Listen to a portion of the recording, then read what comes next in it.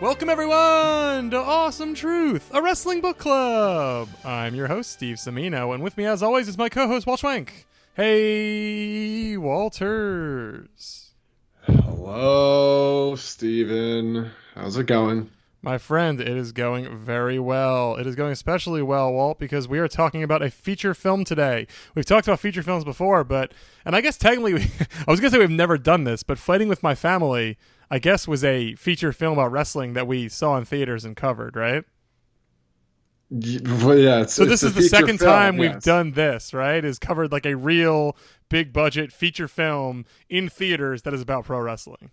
Cassandra, I guess, was never in theaters. It wasn't in theaters, yeah, but it was a new release though. So you're right. That is similar of a vibe, but certainly not as big. This is like, a big deal movie. This is an awards player of sorts. It's making a little bit of money. It's not doing gangbusters, but it's been a slow success so far. Of course, I'm talking about The Iron Claw, the movie about the Von Erich family, the A24 feature film written and directed by Sean Durkin. Well, we saw this movie in theaters, not together, but separately over the holiday season. Correct me if I'm wrong, but you drug your entire family to see this movie. Is that right? I will give credit to my brother for that one.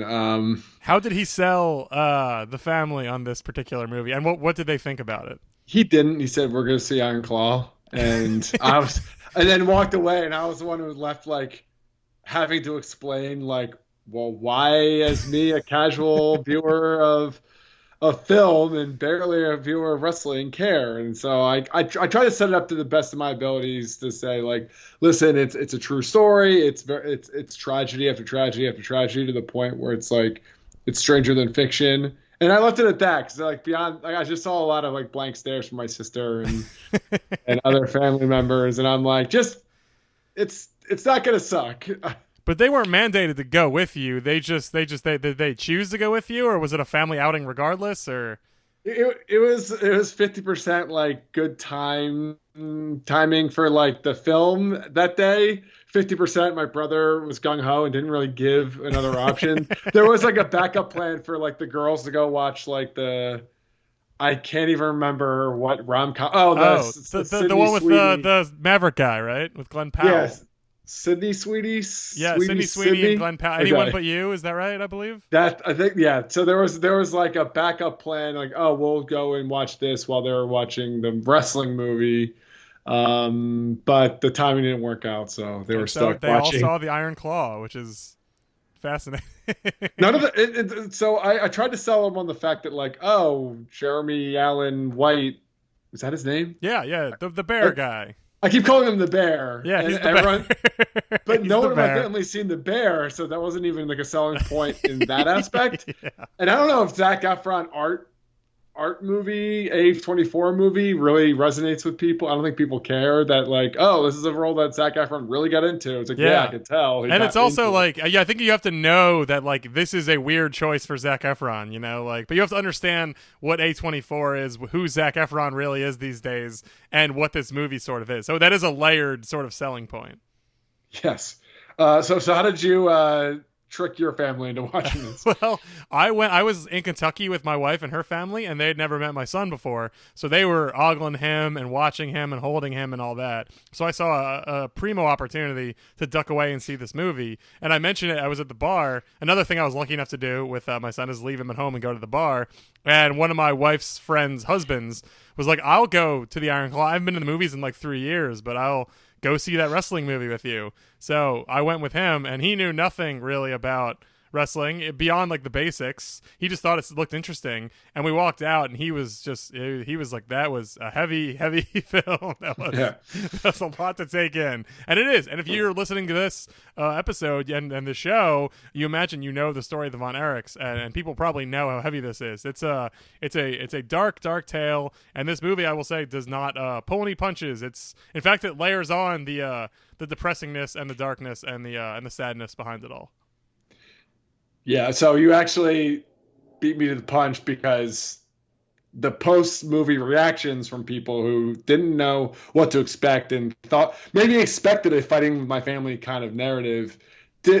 I guess when I said tragedy after tragedy after tragedy, they didn't really, like, it didn't really sink in until you're watching all of these crazy events unfold. And that my family members who did go left like shell shocked. Like, I can't believe that actually happened. And I'm like, I wish I could tell you that this was like dramatized, but it really isn't. That's exactly kind of what happened for the Yeah. most part. Yeah, I mean, if you even know the full story, there was a story about this in the LA Times and a couple wrestling publications. They cut a whole brother out. Chris Von Erich, which I totally forgot about, was another Von Erich who died also, and Sean Durkin cut him from the script because he said like I can't sell this movie if four brothers die. Like three, I guess, is a doable amount of Yeah. dead brothers, but four, the audiences just won't go for it. Well, they kind of take that narrative and fold it in with Mike what, is sort of a composite brother at this point, right? right. Yeah. Yeah, I think so. Because there were some elements of like, not that that character wanted to be a wrestler so badly, and the idea of being undersized or something like didn't, but like the idea of the pressure that this guy had to be a wrestler. I didn't feel like they played around with that. That's part of the Chris story, right? Well, yeah, well, just the fact that he wanted it so badly. Chris is the one that was just couldn't. wholly unsuited to being a wrestler, right? Like he was just way too small. He was like sickly, right? And I don't know if he see. This is the part that really threw me off because I left confusing stories of Yeah. the Hart family with the Von Erichs. Because there was like a Hart family brother that like was just really sick, but I don't know if Chris was sick or was just undersized. Yeah, well, we don't need to get into the weeds on that one, but it is. I think the main takeaway is this is and sort of you touched on it. I think this is the. I guess before we get into that, let's talk about general impressions of the movie because I think that will sort of sum up where we go from there. Did you like the movie? Did you think it was good? And I mean, and also, I guess coming at it as a wrestling fan, like, do you think it was objectively good? And as a wrestling fan, do you think it was a well produced piece of wrestling depiction type entertainment? I think it was good. I think it was like, the ceiling for me was very high, and that was probably unrealistic because like halfway through the movie, as a wrestling fan, it's hard to not feel like I've been here before, just because like none of this is like new or interesting to me. Like you're almost like desensitized to like how crazy the story is because I've heard it so many times, and B, this isn't even unique for wrestling families, you know what I mean? Yeah. Like, and it is, but like this is like the most extreme version of it. But like, well, you said the heart version is not that far off. At this point, no. Yeah. But so I found myself really. It was tough to uncouple from what I knew and what I knew to expect, and just taking the movie by itself. But I thought it was really well done, and I mean, outside of a few casting issues, which I'm sure we'll talk about, like, I think it was well done. I mean, they executed what they wanted to do. I mean, like, would I watch this over Dark Side? Probably this. Yeah, and I will say for people who don't know Sean Durkin, he's a director and a writer. He has two feature films to his name before this. A movie called Martha, Marcy, May, Marlene, which is a movie about a cult, I believe, starring Elizabeth Olsen in the Elizabeth Olsen debut. Basically, yes, that is correct. Basically, the first Elizabeth Olsen movie when she was just the younger, sibling of the Olsen twins. All of a sudden Elizabeth Olsen became like a legitimate actor. And then there's a movie called The Nest that came out in 2020 with Jude Law and Carrie Coon about like a crumbling sort of marriage, which I love that movie. But I think that and Martha, Marcy, May, Marlene is pretty solid as well, especially for a debut. But he's definitely got that, if you know movies, the A24 sort of shine to it, which is not all horror, but usually dark and depressing. Like Hereditary is a common example, like the Ari Aster movies. Like just like definitely the vibe is usually very depressing and not always evil, but there usually is a lurking sadness and uncomfortableness to most of their movies. And The Iron Claw, is of a piece with Durkin's previous movies, and certainly with the A24 ambiance. And so I think to your point, Walt, this movie is executed very well as one of those movies, as a dark, depressing feature film about a family. As a wrestling picture, I think that is obviously what people will come to us to talk about.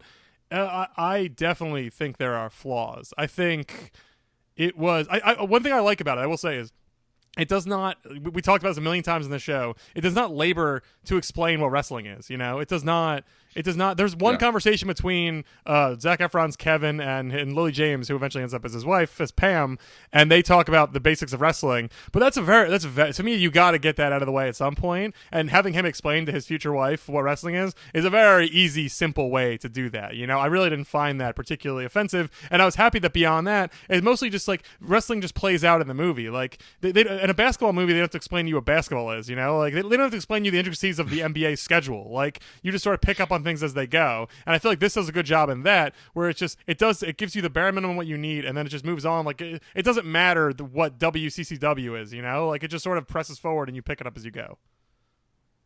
Yeah, I mean, sure, they could have given you a little bit more context relative to this is like early '80s wrestling, and I mean, I think in the case of like a mass audience art film, like I forgive them a little more if they did give us like out of like a 2 hour movie, 2 hour plus movie, like saying like, so territories, this is what this means, and this is why this is important to our family as a result. Like, I forgive that, you know what I mean? Yeah.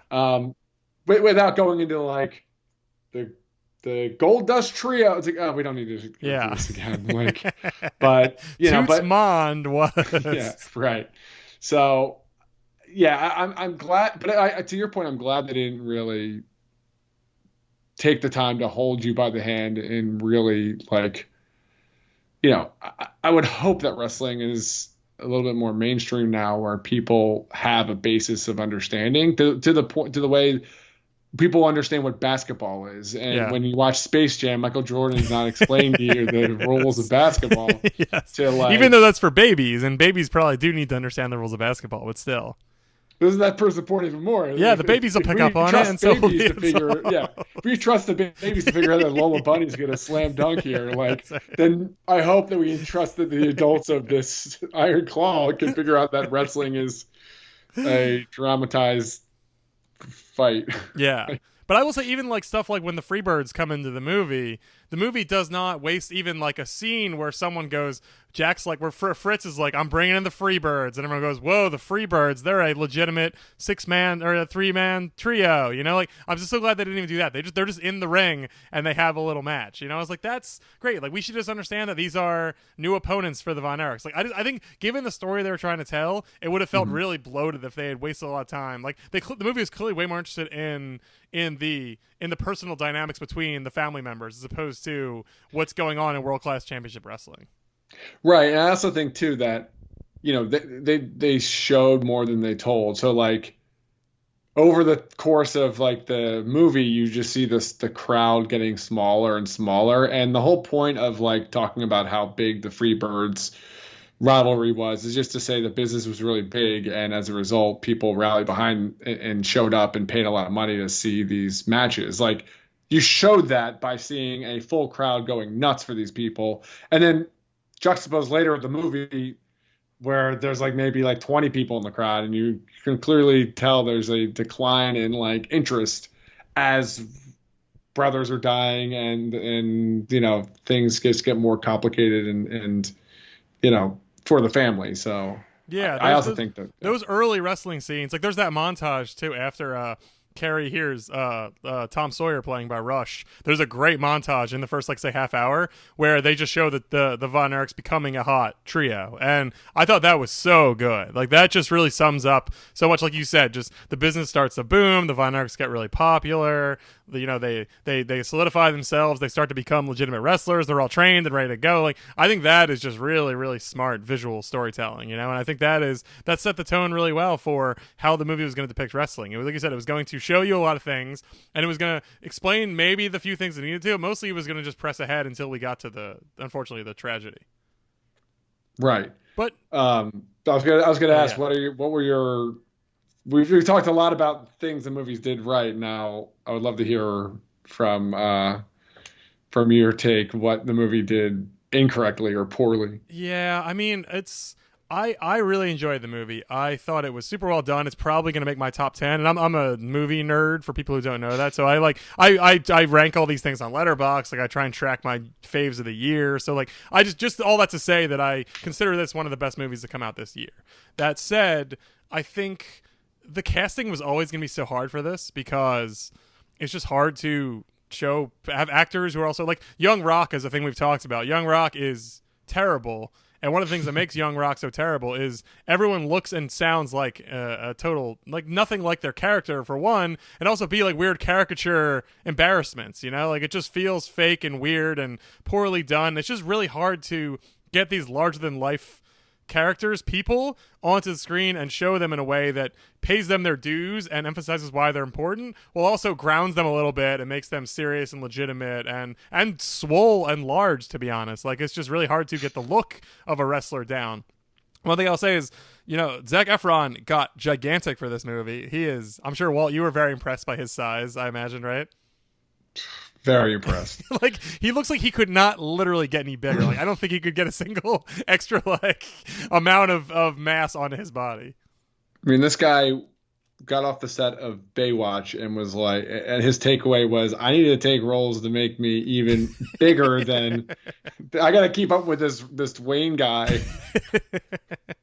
There's being cut and there's like putting my thumb in my mouth and blowing and just puffing out to, you know, with muscles. And that's basically Zac Efron. Do we know Kevin Von Erich was that swole back that was in the a day? question I had too, because when they at the I was gonna say Jeremy Allen White is Kerry Von Erich. When I was watching the movie, I was like, man, Kerry like is a baby. Like Kerry should be on 205 Live, if even. And then when they showed clips at the end, I was like, oh, Kerry was pretty small. Like he certainly was smaller than the other guys. So that seemed, you know, I'm sure all these guys they're all miniaturely sized down, you know, like the real Von Erichs, I imagine, were all 6 feet tall or higher. These guys are probably all 5'8", 5'9", 5'10" at most. But I think they all seem to scale similarly sized, but I don't think Kevin was. I don't recall Kevin being jacked to the gills like that. I just don't.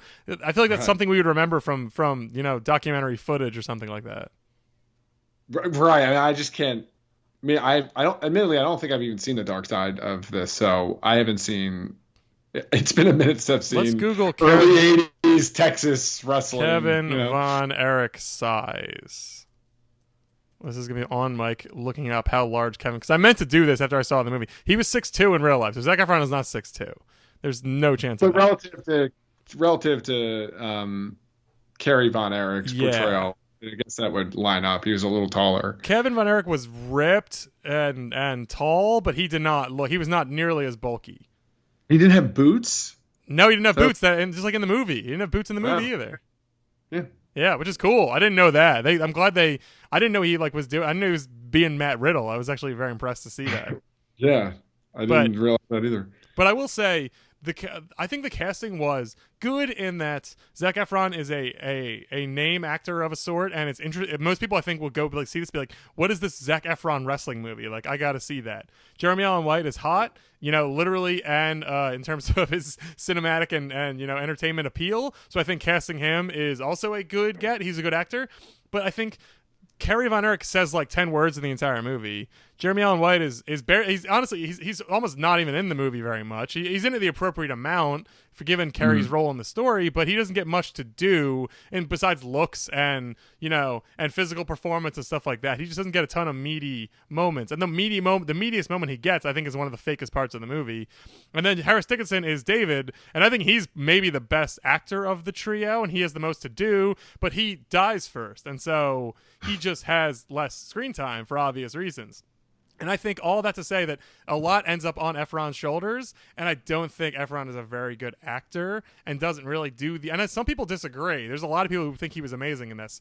I don't think he has the emotion and the hefts to handle the last like half hour of the movie. I think he sort of doesn't, and he's not like embarrassingly bad by any means, but I think he just doesn't. I think there's a classic movie in there if Efron's a little bit better actor, and I think because he's not, it more becomes like, oh, that's interesting, good for him. Like he tried really hard. As opposed to this guy nailed it. He's like a top tier, you know, performer. Yeah, I think so. There's two follow-up thoughts I have based on what you just said. Yeah, sorry, there's a lot of thoughts. No, but it's good. You're the expert in this field, and I'm just a guy who likes a good romp. Like Rush Hour 2 all day. Yeah, of course. Well, we agree there, obviously. Sure, right. But Jeremy Allen White, I think the fact that he's so successful and kind of big as the Bear, I feel like some of his moments in the scenes where he's Carrie freaking out, like I can't not see him in the walk-in freezer freaking out at opening night of his restaurant. Like, to me, that success as that character kind of almost like impacted the way I looked at him as Carrie. Yep. Looks wise, he looks like Carrie, like it just does. So he's the best look. He's the most close. The hair is like they didn't need. That's what his hair looks like, and he looks like a wrestler and like Carrie right away.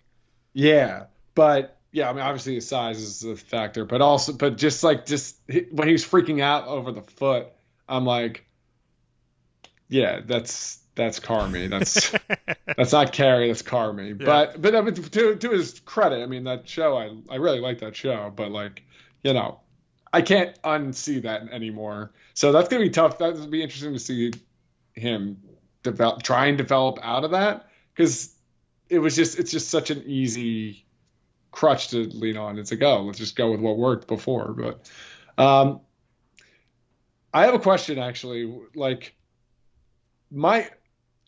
Zac Efron played a really convincing meathead. Mm-hmm. Like, swole to the gills, kind of simple Texas guy, kind of lost in the family drama, and I think he did convey some level of range with how much he cared for his brothers, kind of his dynamics with his father, and all that. But there, to your point, there is something missing. Whereas someone like, and I realize we haven't even talked about this movie on the podcast before, but the wrestler Mickey Rourke. Oh yeah, like, Mickey Rourke kind of had that extra element to him that made him a better downtrodden wrestler than Zac Efron really brought to Carrie's role. And maybe that's just not Carrie, Kevin. Mm-hmm. Maybe that's just not who Kevin Von Erich is. Maybe he's just a simpleton guy and he nailed it. But like, there is a stark difference between those two portrayals, and I'm curious if you agree with that or if I'm off base with that kind of feeling. I think there is. I think that's I never thought about it that way. I think that sort of does sum up my thoughts on the last half hour, the last 45 minutes.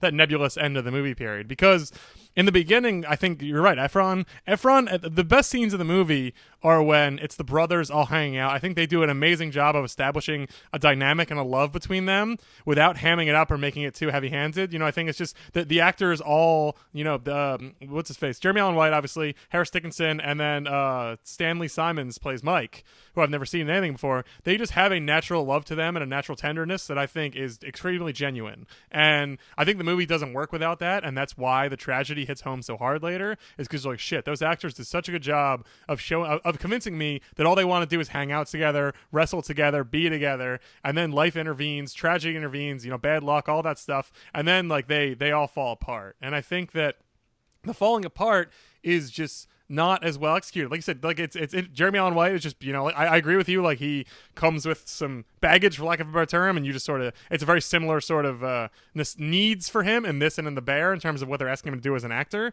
So I could totally see why you would feel that way. And then I think Efron, once the pleasant meathead, I love my brothers act is sort of stripped away from him, he doesn't have to become Mickey Rourke. He doesn't have to become downtrodden and sad and just, beaten up by life, but he's sort of the same guy, just with a mopey sad face, like and I don't think he's bad. Again, I think it's really hard to convey the utter emptiness you must feel after your brothers all die. Like, I'm not really sure what I would have wanted him to do differently. Like, specifically, like if I could give him notes, I don't think I'd have really hard notes for him. I would just say, I don't know, man. Like, it's just hard to do, and I just don't think he figured it out. And the director, I don't think probably maybe knew what to do either, because one of the scenes that I think is sort of the crux in the movie that really does not work for me is Holt McCallany. We've barely talked. Holt McCallany. He plays Fritz. He plays the dad, and they tweak the story a little bit here. Kevin ends up finding Carrie after he killed himself on the farm, and then Fritz is there, and Kevin attacks Fritz and like chokes him and beats him up and yells at him a lot. And then I think like that's basically, and then I think they sort of go their separate ways. It's implied, and like that's sort of the end of the family. That never happened. I was 99% sure of it, and the LA Times story I mentioned made it clear.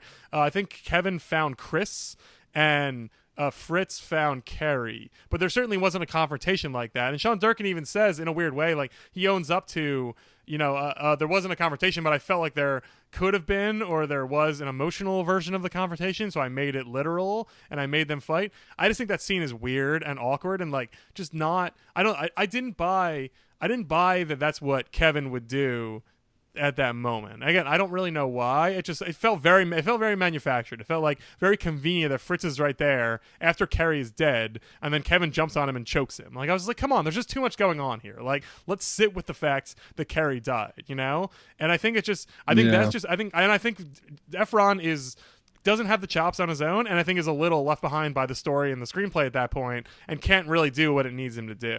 And again, I don't know if that's his fault necessarily, but I just think it's just the whole end of the movie. I think it's really hard to like I said, to sell everything that happens. And I think Efron's slight inability handicaps it a little bit.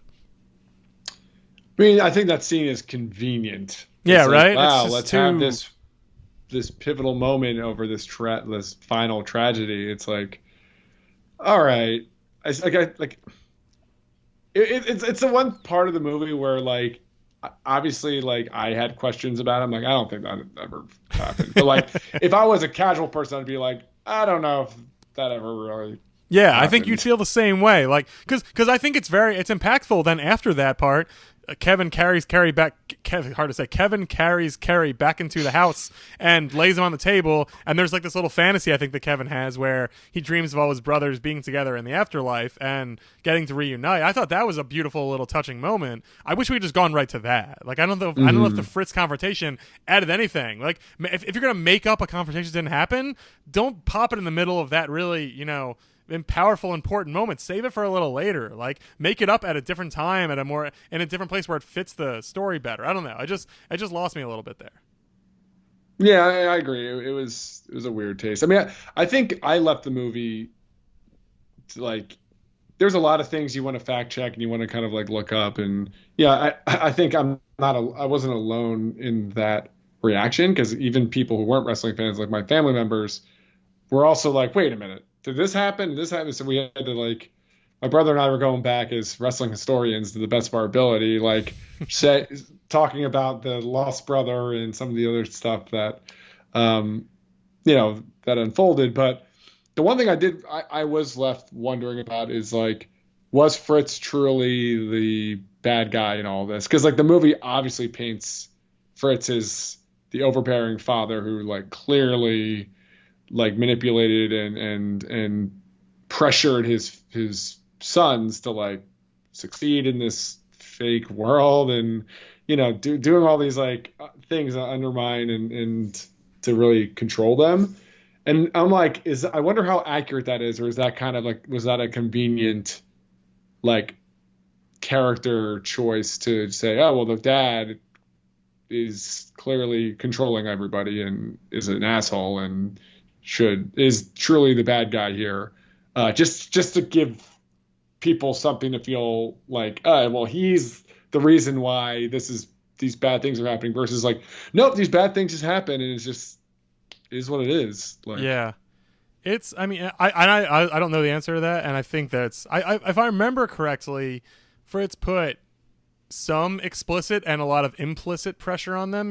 Like there was just, and like I think he did.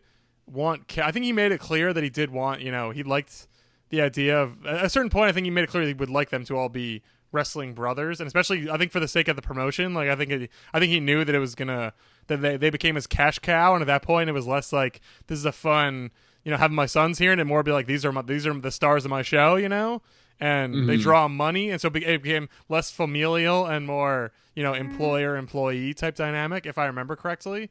But I do agree that it is.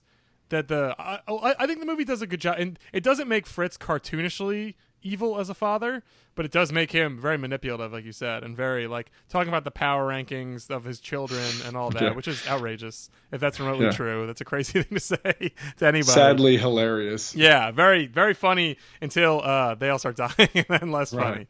But yeah, it is very. I know that the mom did leave Fritz after I think Chris killed himself. So in the movie, Maura Tierney, who we didn't mention, who's really good as the mom, I thought, she does not leave. She just sort of has a quiet rebellion and starts painting at the end, basically implying like, I'm not under your thumb anymore. I'm going to do what I want to do as opposed to what you want me to do. So I don't know. I think Holt McCallany is really good, and I think he's a great actor. And I think, and one thing the movie doesn't go into is Fritz's pressure on them tied directly to wrestling's pressure on wrestlers, like is the pull of wrestling can be a really strong one, and when you're in the business it's fun and intoxicating and people love it, people fall in love with it, and they find it hard to get away from it whether they have familial pressure or not. They just want to keep going, they want to keep competing, they want to win, they want to be the best. Usually they're athletes, and so they want to be on top. Like, I think the movie doesn't get into that a ton, which is fair because again, I don't think it needs to, but I do think that would be like that's one thing where I would give them a little more leeway as well if they tried to explain that like not only is Fritz pushing these boys, but like wrestling is just the kind of sport where once you're in, it's really hard to get out, and it doesn't kill you necessarily, but it does put you on a path that does end a lot of lives. And instead they make it seem like the family pressure is the number one, and the curse in general is the thing that's taking them all down.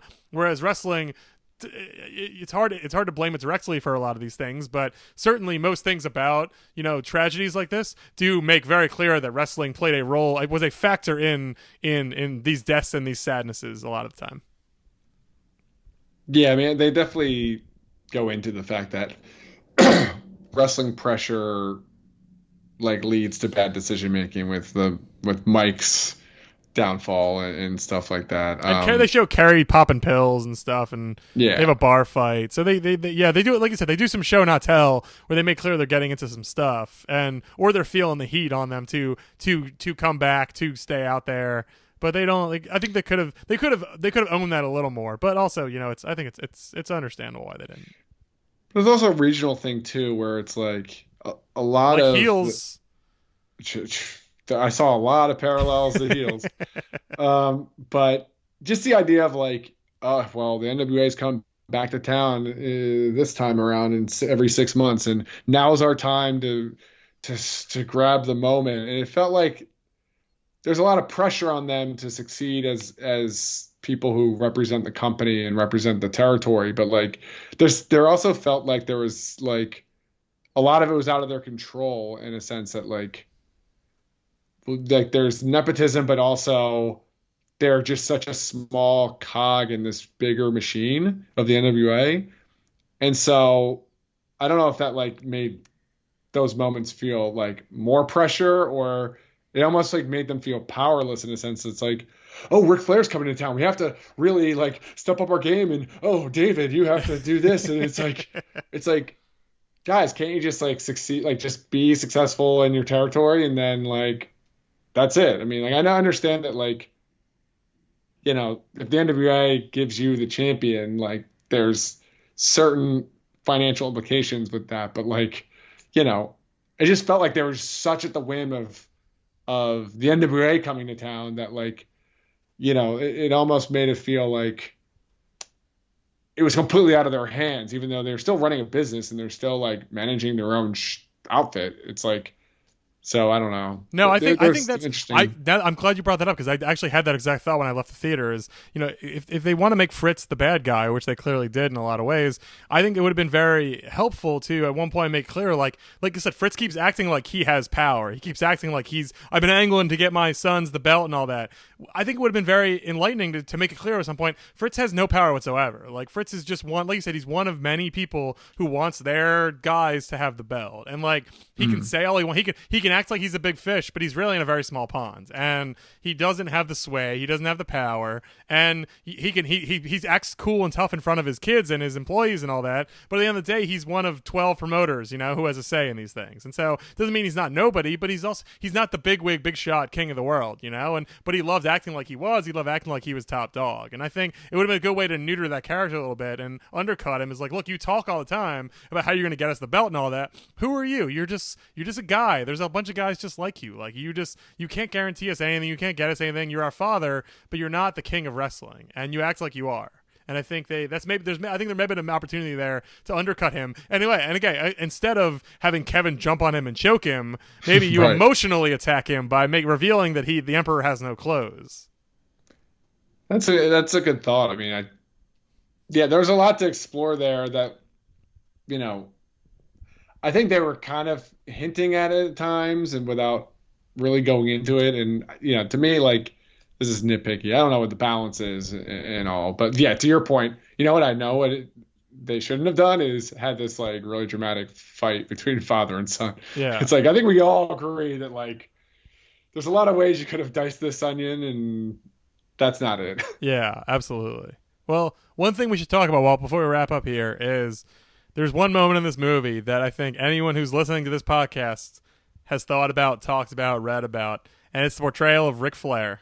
This is a big part of the movie. They've been talking at the point when Ric Flair comes in the movie, played by an actor named Aaron Dean Eisenberg. I don't know who that guy is. I've done very little research on him. He doesn't have a Wikipedia page, so I'm gonna try and not. I'm gonna try and speak about him in terms of the whole movie and not lay too much at his feet because he seems like he's just a guy. But Ric Flair comes to the movie. They make it very clear. There's been tragedy at that point. There's been, David has died, but the other two are still alive. And Flair comes to town, like you said, and they want to impress him.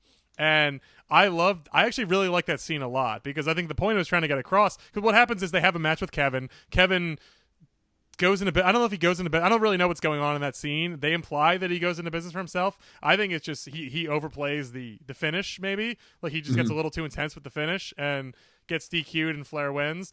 But the thing I like most about the scene is the Von Erichs are all like distraught about this, and Ric Flair comes in the back and is like, "Whoa, boys, that was crazy. Anyway, you want to get fucked up? Like, let's get out of here." Like he's just this big personality who also like can turn it off and on like a switch. He's like, "Okay, wrestling's over. Like, let's go have fun now." Whereas the Von Erichs eat, breathe, and live this, and they're all like, "Jesus, like this guy is another. He's a different human type of person than we are. Like we're not this kind of guy." So I like that scene. What it's trying to say. The performance of Ric Flair is Young Rock levels of bad, right? It's terrible. It's one of those things where it's like, listen, you can kind of get like a second rate. Who's he? Damn it! Jay You have to edit around this. No. Oh, the guy from Harley. Oh, Tarley. Oh, I thought the guy playing Harley was good. Well, no. So. But you don't have to be. Harley doesn't have as much of a character. He's just a big fat guy.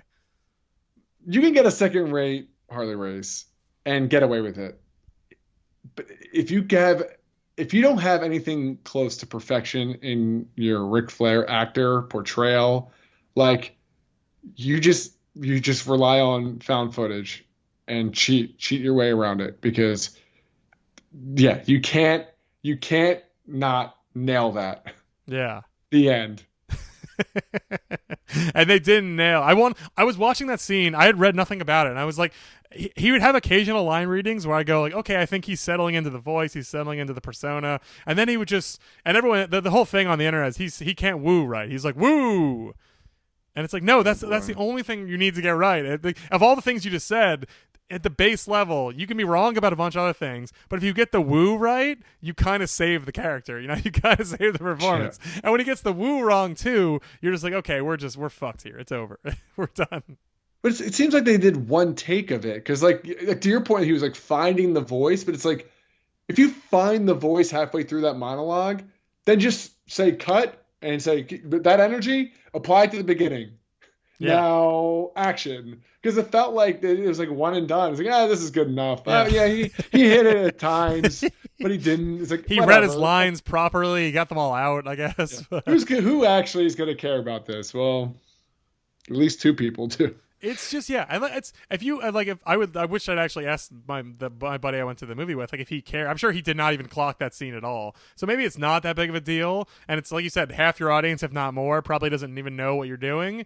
But I don't know if did your family make a comment about Ric Flair? did your mom or sister comment on Ric Flair? They did not. Right, so they did not. Maybe it's not a huge deal. But like you said, it's just I don't understand why that's the best they would do. And also there's no need to put, like you said, they could do that same scene while having Ric Flair sort of kind of off camera. And like just the persona speaks for itself, the voice, like they can shoot it in a way where the same impact of the follow up when he talks to Kevin after the match, that can still be there, just not with this guy who is, or even you can have that guy playing Ric Flair in that scene, but like you said, the promo just is Ric Flair himself talking. Because that guy, when he walks in the locker room, I don't need him to have the same swagger he has in the promo. The whole point is that he's not doing that anymore. Different. You know? Yeah. He's turned it off for a little while. The weirdest part is they did found footage in a scene before with Ric Flair, and then they did an actor. And it's like, that would have been an interesting motif to say when you just show the broadcast, you just show literal footage of Ric Flair back in the 80s. Yeah, you're allowed to do that. We all would have that happens in movies all the time. That's totally reasonable. I would have had no. I would have said. I would have said what you. I would have been like, you know what? It's so hard to do a Flair well. I'm glad they didn't even try. I'm glad they just cut their losses and said, "Who cares? No one is going to care." And and the people who will care, we're going to lose them no matter what. So let's not even try. Let's just show Rick, and then we'll have the guy playing him for 30 seconds in the backstage. Yeah, it's bad. It's really bad. It takes you out of the movie, and but it's funny too because one of the best scenes in the movie that I really enjoyed is when Kevin is trying to cut a promo with Bill Mercer, with the announcer guy, and he keeps messing it up, and he can't. He's got no chops. He's got no charisma. He's bad at doing promos. I thought that really summed up Kevin's liabilities and and sort of his lack of ability as a wrestler at certain parts of being a wrestler in a way without having someone say it out loud. I thought that was a really great scene because you're like, okay, this guy looks the part. He cares so much. He's so passionate, but he's lacking it. He just doesn't have that little spark that a lot of guys have. Yeah. I think so they got that right. They obviously care about, Sean Durkin cares about promos and the power of them, but just not when it comes to his Ric Flair actor, apparently. Yeah, I mean, I think you nailed it. You said it best with, I guess they called up the Young Rock casting director because send us your most send us a guy who's not the worst. Like he's not going to embarrass us, but he's fundamentally going to lack what we need him to have. But he's going to embarrass us. In some circles, they will laugh at us. Yes. So. Well. Yeah. You know what? I will say now that the movie's over and it's done, like I walked out and I was like, that was a borderline masterpiece. The more I thought about it, the more I was like, there is some stuff about it that I did not vibe with entirely, and I think there's some flaws with it, just structurally in certain ways, like we talked about. But at the end of the day, I think it's I'm very impressed that they made this story into a movie that has generated somewhat mass appeal and is like interesting and provocative. Like I think it's just I'd like to see more wrestling stories, like maybe not Benoit because that one is just gross and super sad, but the Hart family, if they wanted to do the version of that, I think there's meat on those bones. Like I would like people to try and tell some of these wrestling stories in a way that is like objective and serious and dramatic and not campy. I just think there is room to tell these stories as if like similar to other sports movies, similar to other dramas that touch on athletics in a lot of these ways. Like I think there's room for that type of movie, and wrestling is rife with those kind of stories. So if they can get the tone right, and if they can just and take it seriously, I think there's more movies like this in the hopper that they can make that would be successful. Just take the catalog of Dark Side of the Ring. Yeah. You already have a number of A24 and some of the other ones have happy-ish elements to it. Like this, the happy ending in this movie is if your whole family dies, you can start a new family of sort of where you're the boss and you can shape them in your better image, which is... Was that the takeaway? I think so, because the whole point is he moves to Hawaii, he moves with his family and like starts his own Von Erich family, Yeah. But even that's a very long-term happiness, that's like you can suffer with the pain for decades and then come out the other end, but it's not like there's no quick fix, snap fingers joy in that. Yeah. It was but very it's a treat, tragic. right? Would you call it a treat? Oh, it's a treat. Yeah. It's worth seeing. I mean, I wouldn't be like, you could skip this one. Like, no, I would watch it. Just for Efron being so big. I mean, you gotta just. And I will say, there's a bunch of good visual moments. Like the scene where Efron is in the ring and the camera's just stationary and he's bouncing off the ropes really hard. Do you remember that? Yeah. It's so good. That's just like that little fragment, minute or 2 minute sequence is great. I was like, that says so much about where he's at right now. And just was like, and Efron looked great doing it too. Like this guy like looks, and like we should say too, the work in the ring is pretty. It's very basic and nothing's fancy, but I think it's all very solid, well done. Like you can tell everyone involved really seemed to care about this and put the work in and take bumps and do a lot of the things that wrestlers do. Like a lot of that stuff is clearly them. There's no stunt people, so I think the passion is there across the board, I would say. Yeah, I think everybody sold out for it, and as a result, it's a good movie. Yeah, could be better if we were involved from day one. Maybe we would have gave Sure. those great notes, like we were saying. Yeah, those great vague notes. But happy to consult for the next That's right. project. But it's a treat, and if you haven't seen it yet, we highly recommend it. Especially if you're listening to this show, you are right in the target demo for this feature film. So go see it in theaters. It's a fun watch. Maybe don't take your family. Maybe it's not a fun watch either, but it's a valuable watch, and I think you will enjoy the filmmaking and a lot of the elements of it. So go see that. And if you want to hear us talk more about feature films, there are not a ton of them, but some of them are about pro wrestling.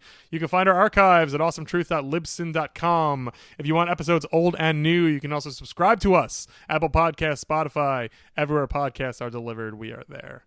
Well, great to talk Iron Claw with you. Great to good for you. I know you don't go to the movies a ton, so I'm glad we got you to the theater. I'm glad we got you to the theater. I mean, I go to the theater. I have a child, and I go to the theater twice a month. So. Okay, well, that's more than me. But I did appreciate the opportunity to sneak away on Christmas Eve and watch this incredibly depressing movie. So interesting choice releasing at Christmas too. That's quite a time to put this kind of movie out there. But Yeah, bring your family. Best family watch of 2023. That's right. All right, thank you all so much for listening, and remember, the truth will set you free.